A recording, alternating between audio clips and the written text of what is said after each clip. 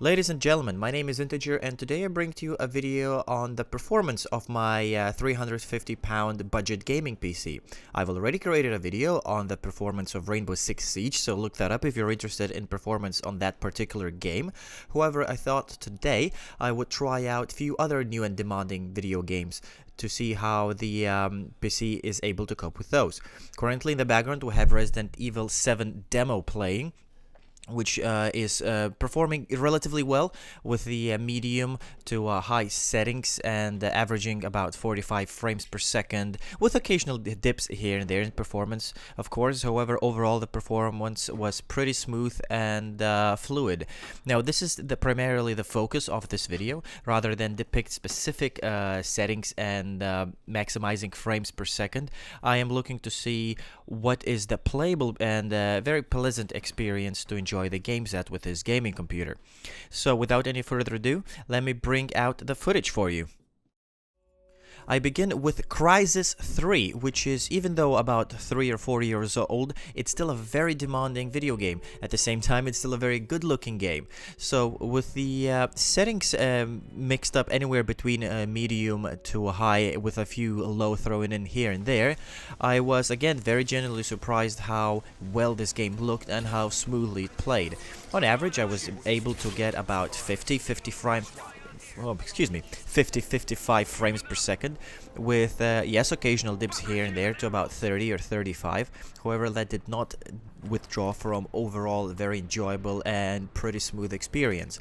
Overall, you will see over this video that the G3258 dual core Pentium processor that I am currently using is coming into a performance stutters here and there, especially if the game gets quite intense on the screen. However, that is always to be expected, and we're not being unrealistic here.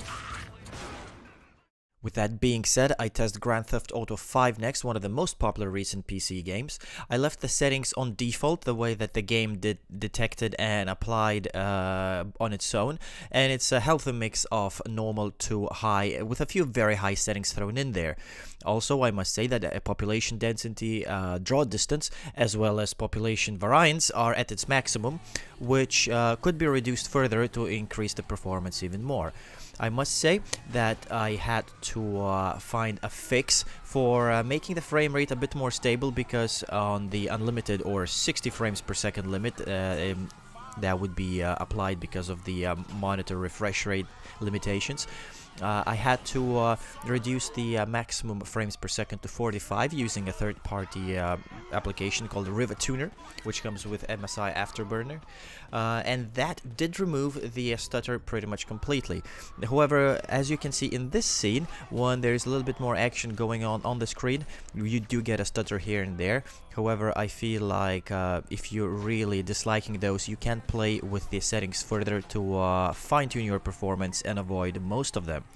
At the same time, I had decided to try out the game in both story mode, which was the first part of this clip, as well as online, which you are seeing right now, just to see if the online experience, having other players, live players, in the game world together with you, would influence the gameplay overall experience in a negative way. I must say I did not see major performance decrease. Again, we have a quite intense shootout scene right here, and we do see stutters with a performance dipping to about 20-25 frames per second, even as low as 15 sometimes. However, like I mentioned before, fine-tuning the settings might very well get rid of those, and to me personally that wasn't really an issue, and I enjoy my time on GTA 5.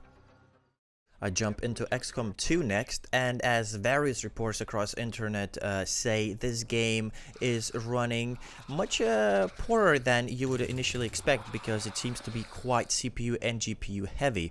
Now, this being a tactical turn-based strategy action game, performance therefore to me is not as vital factor when it comes to frames per second as in other games, because the decisions you make are not actually real time, and therefore you have time to prepare, plan ahead. And even though you get a stutter here or there, or even if overall frames per second are lower, that is not going to impact your performance and gameplay experience whatsoever. However, that being said, the game still is running well above 30 or even 35 frames per second on average, and that allows you some breathing space and even maybe to crank up those visuals a bit higher, even if it means sacrificing a frame here and there.